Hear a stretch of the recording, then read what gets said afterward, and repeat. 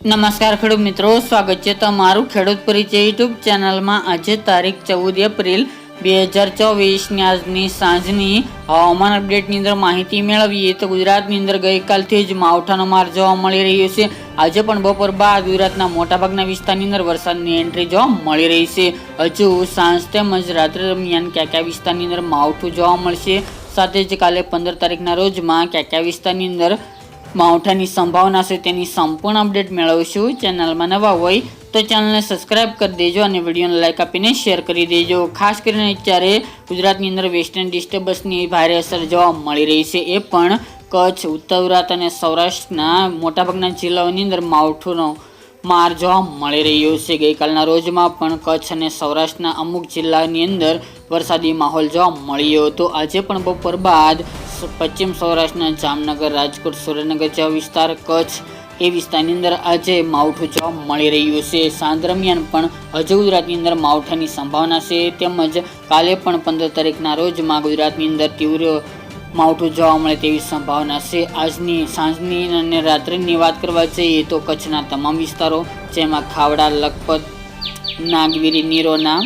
નલિયા, રાપર, ભુજ, ભચાઉ સહિતના ભાગોની અંદર વરસાદની સંભાવનાઓ દેખાઈ રહી છે। એ સિવાય વાત કરીએ તો પશ્ચિમ સૌરાષ્ટ્રની અંદર જેમાં જામનગર, દ્વારકા, લાલપુર, કાલાવડ, ખંભાળિયા, જામજોધપુર, તેની સાથે સુરેન્દ્રનગર જિલ્લો, મોરબી, કુડા, ધ્રાંગધ્રા એ વિસ્તાર, રાજકોટ, રાપર, વેરાવળ, તેની સાથે જસદણ, ગોંડલ, અમરેલી, બોટાદ અને જૂનાગઢ વિસ્તારની અંદર આજે પણ વરસાદની સંભાવનાઓ રહેલી છે।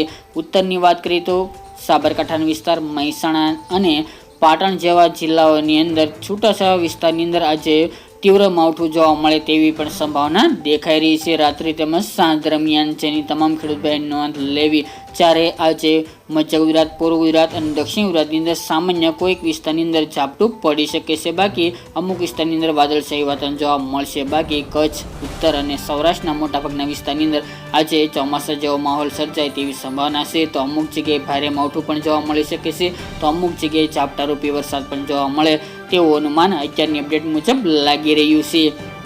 તે સિવાય વાત કરવા જઈએ તો કાલે 15 તારીખના રોજમાં દિવસ દરમિયાન કચ્છના તમામ વિસ્તારની અંદર વરસાદની સંભાવનાઓ રહેલી છે।